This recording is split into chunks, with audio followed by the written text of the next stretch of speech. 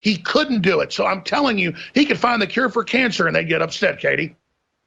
It's a joy watching their heads explode today because they cannot cope with this at all. And it's been really fun watching them try to cover it. They pull the same faces that they pulled when we got Brexit, when Trump was elected. They just don't know how to articulate the words because they can't bear that he's successful. I want to see today is the Peace Prize because, of course, it's been now that Trump awarded the Nobel Peace having this first meeting, but of course they could never give the prize to a conservative. So I think it's a joyous day for any Trump supporter, and yet another reminder that if you want to silence a Democrat, all you have to ask them is, who have you got to beat Trump in 2020? And they don't have an answer. Katie Hopkins is our guest. I am in Hawaii in the middle of the Pacific Ocean. She is in St. Petersburg, right there at the heart of Russian culture and so much of European culture as well. And her Skype's a little choppy to me. Is that choppy to you, or is it just choppy to me, crew? Okay, well, we'll try to work on that chop here because Katie's always so riveting with her information. Looking at this, we can pull these articles up, Katie. Just 6 months ago and just 3 months ago, they were saying, how dare Trump be saying, Rocket Man, we may have to take you out, fire and fury. How dare you be talking bad about Kim Jong-un? He's a leader. CNN said he's a great man. I mean, even conservative media said, my God, you're like cheerleading for Kim Jong-un. That was the process of bringing him to the table, as you know, Katie, the art of the deal. So we should get the clips of them saying, don't ever be nice to Kim Jong-un. Now they're saying it's bad to be nice to Kim Jong-un to get him to come in out of the dark. Katie? Absolutely, and I think it's something anybody that's a Trump supporter like you or I knew when we saw that the meeting was called off. I tweeted, other people tweeted to say, you know, we knew that was going to be back on. We knew this meeting would happen. This is just the way he works. Explain that to people that don't know. It's very formulaic. It's very straight shooting. It's why people now, foreign leaders, people are starting to like Trump. It's because what you say is what you get. If he's going to attack you, if you don't give up the nukes, take money and hotels and your people being rich, or we're going to invade you because you're threatening everybody. You either going to die or you're going to be rich and live long and prosper. Explain the art of the deal to the libtards.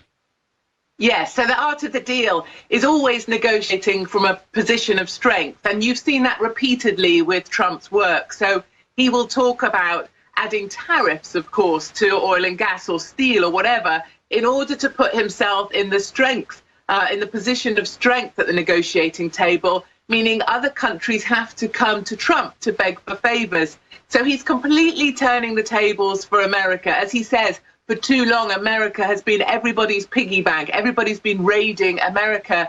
He makes it so that America is in the position of strength. Everybody else has to come crawling to him for him to allow them into the deal. And that's exactly what he did with North Korea as well. You'll remember the point where he called off that meeting in order to reassert his position as the position of strength and for Kim Jong-un to feel in some way grateful that that meeting happened. And we'll see him carry on doing this throughout his presidency, which is putting Americans back where he said he would, which is putting America first. And it's been brilliant to see the eunuchs of Europe, Merkel, Macron, others, just absolutely fall apart. I think you'll have seen that picture of Donald Trump at the meeting table. Katie, I was about to ask them to pull it up from my Twitter. I know you tweeted it as well from last Saturday or so, where they're all around the table. He's sitting down like the king. No need to be on a throne. He's sitting there with his arms crossed. And of course, there's video of it as well. You got the Chinese delegation behind him. You've got the Japanese.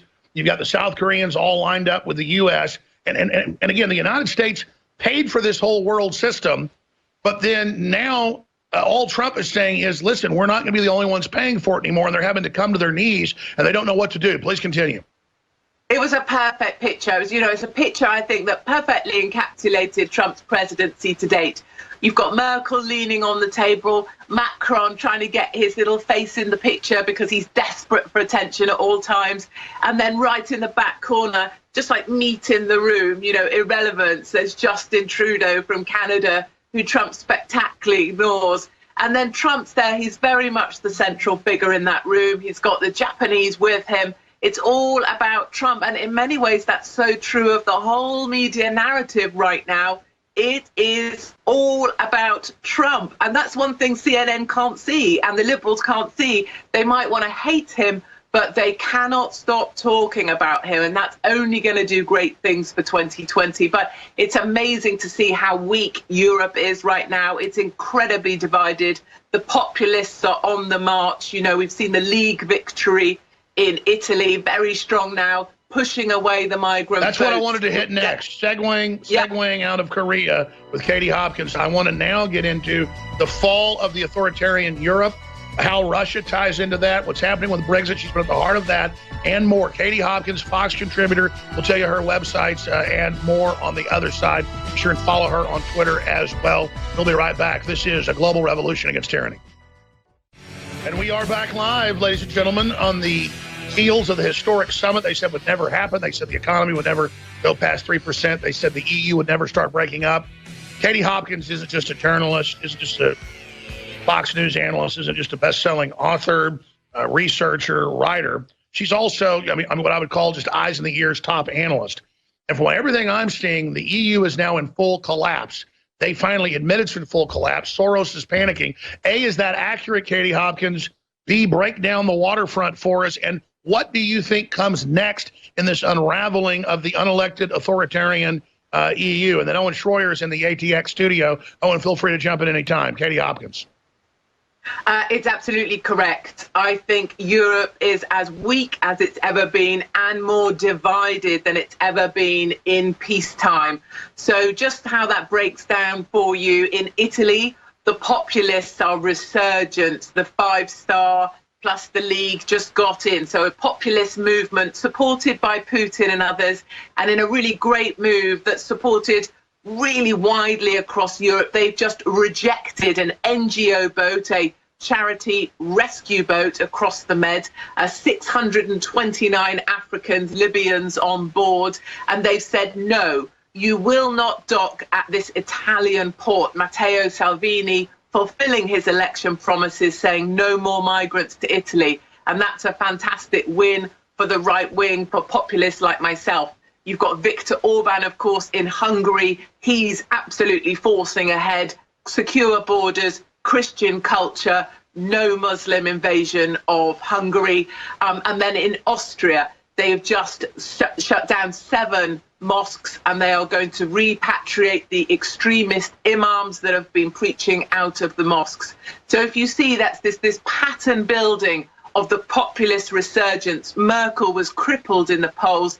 The Alternative for Deutschland, the populist, they are the main opposition party in Germany. So everywhere we look, there is hope now, and we have our little heads up. And I really believe with the Spanish just taking that migrant boat, saying, yes, okay, we'll take it, the Spanish will be the next to see the populists in power in about a year's time. And I look forward to that as well.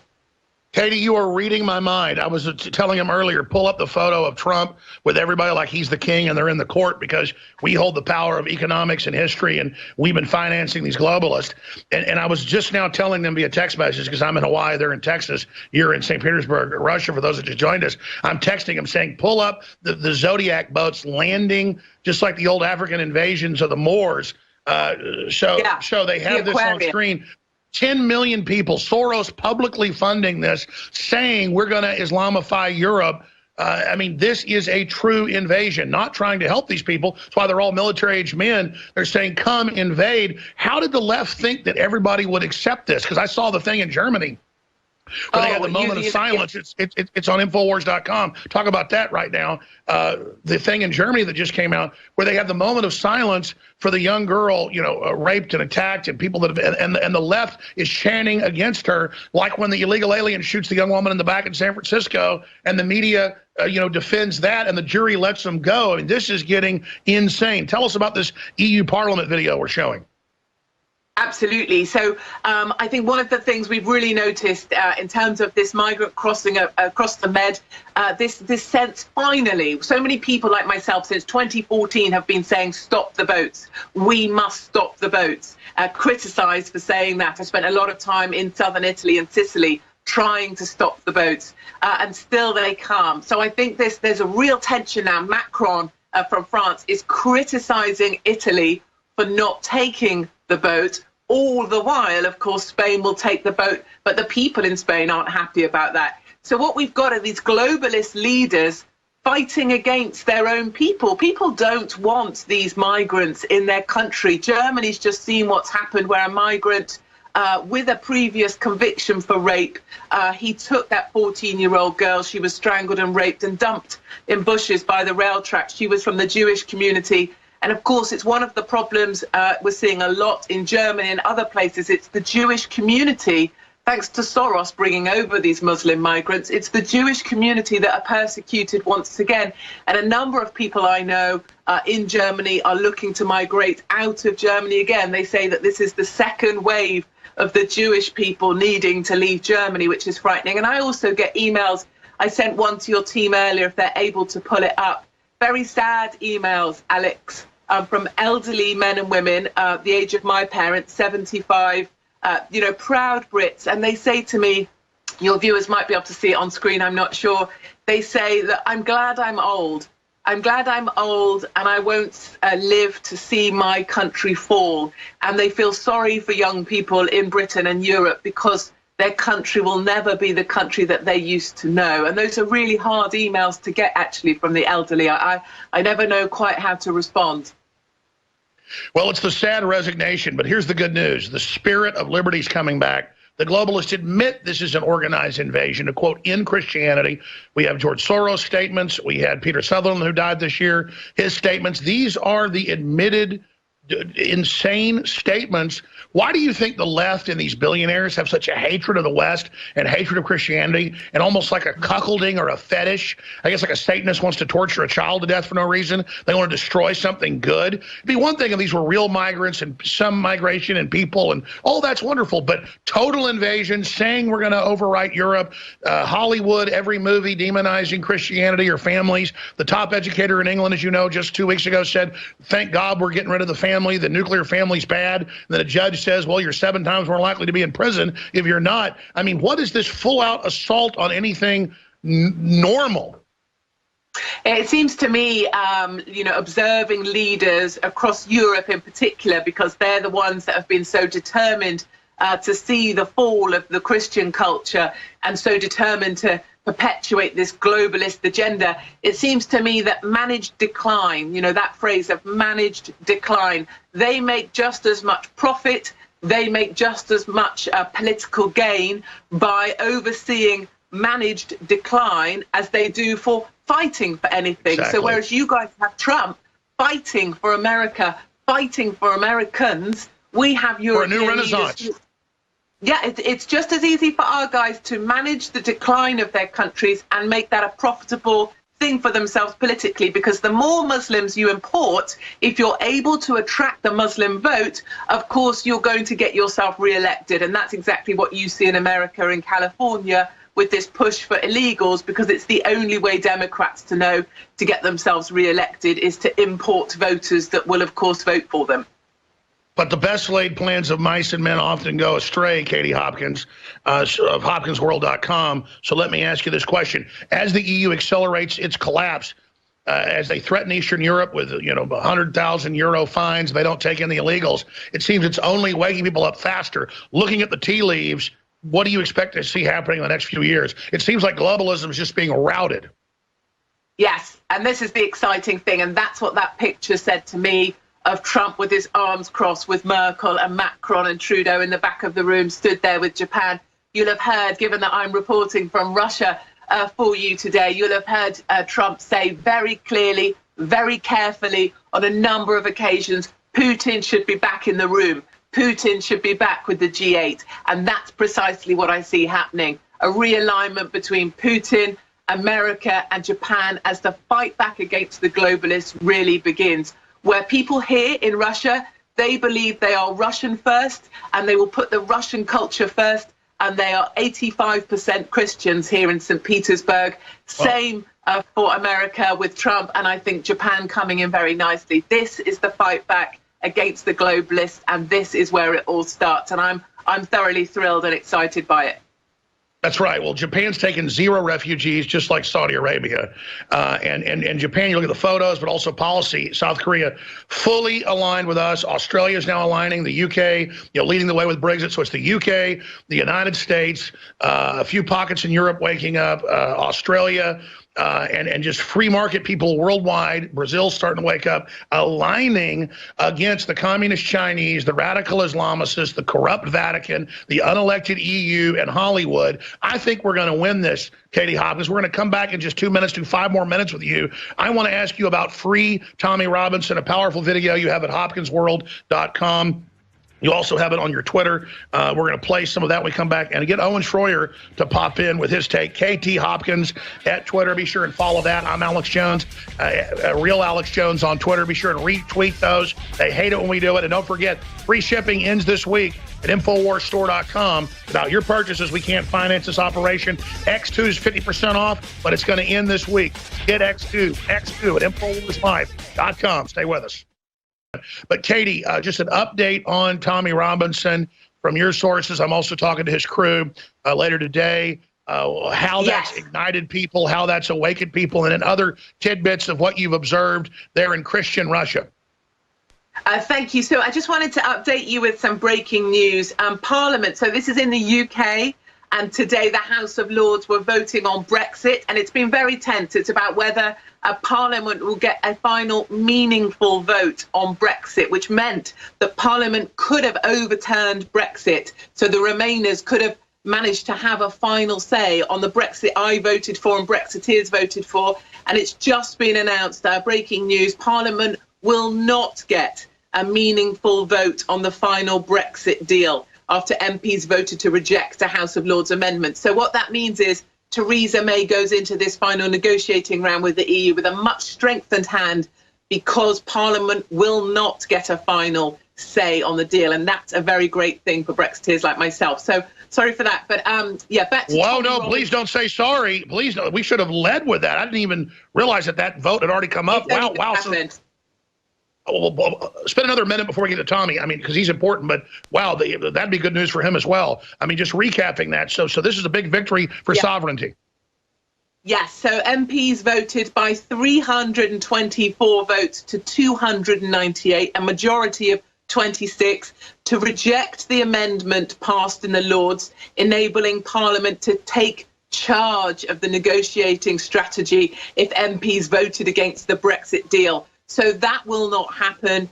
Parliament will not be able to take charge of the negotiating strategy, which means a much better deal for Brexiteers because we are much more likely to get the Brexit we wanted because MPs, the people we voted for, won't be able to overturn the decision of 17.4 million people. So that's a fantastic thing, but it does show the House of Lords working against democracy in the UK effectively because the House of Lords want to put Parliament in control.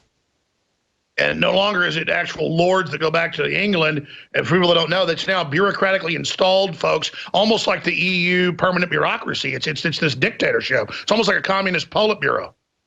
Oh, absolutely. And I can see in my lifetime the House of Lords being abolished. Absolutely. The British people aren't going to take this lying down at all. Most of them are geriatrics over the age of 85. They have to have waterproof flooring because they're all doubly incontinent. So it's time they were all got rid of. I totally agree. They need to abolish it and create another House of Parliament. You need 2 systems. You mean, get right? rid of it. Yeah. They all got told off last week for sleeping while they're in there. They go in there, they get their $500 expenses a day, and then listen, they go I know to sleep. It's nighttime over in Russia, and you've got important things to do, but we got to do the Tommy Robinson update. We've got a 1-minute break, and then I'm going to come back and just give me 2 minutes on how Tommy is doing, and then we'll play your video, but you'll be gone. Katie, thank you so much for just in 50 seconds we have going to break. What's the spirit in Russia right now?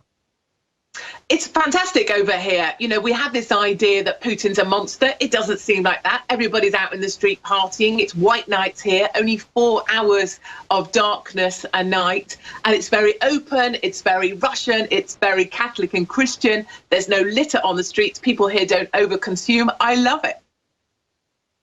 So Russia looks strong from your perspective.